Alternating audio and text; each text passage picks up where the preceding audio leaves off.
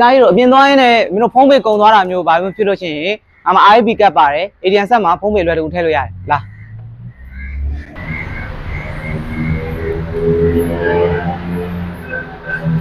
ATM ဆက်ကိုရောက်ပြီဆိုတော့ကွာဘဏ်ကတ်ထည့်လိုက်မယ်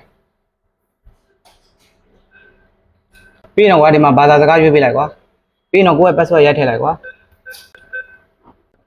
မင်းတို့ရိုက်ပြီးသွားလို့ရှိရင်ဒီ first menu မှာမင်းတို့ mobile prepaid ကိုရှာလိုက်ပေါ့ကွာရှာလိုက်လို့မတွေ့ဘူးဆိုရင်ဒီမှာအာသာကိုတစ်ချက်နှိပ်လိုက်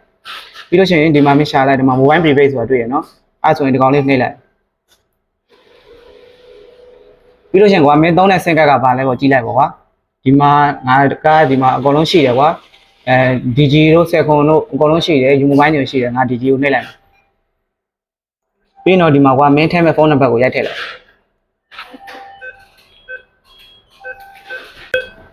ပြီးရင်ဖုန်းနံပါတ်ရိုက်ထည့်သွားရင်မင်းပြန်စစ်ပေးလိုက်ကွာ01နဲ့စရိုက်ရတာဒါကိုဖုန်းနံပါတ်မှန်မှန်မင်းပြန်စစ်ပေးလိုက်အမှန်သွားပြီလို့ရှိရင်ဒီမှာ correct ဆိုတာလေးကိုနှိပ်လိုက်ပါနော်ပြီးရင်ဒီနေ့10ရနေပြီးတော့မှ30 100ထိထည့်လို့ရတယ်ကွာဒီမှာမင်းကို30လောက်ပဲငါထည့်ပြပေးမယ်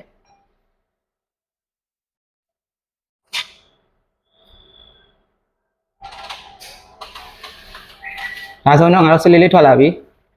နောက်ထပ်10မိနစ်လောက်နေလို့ရှိရင်ဖုန်းပင်ငါတို့ထည့်ရောက်လာပြီပေါ့နော်အေးဒါနဲ့နောက်ထပ်ပြောစရာလေးတစ်ခုရှိသေးရဲ့ကွာမနေ့ကငါဒီမချမ်းတွေးဘန်ကလောက်ပြီးတော့မှ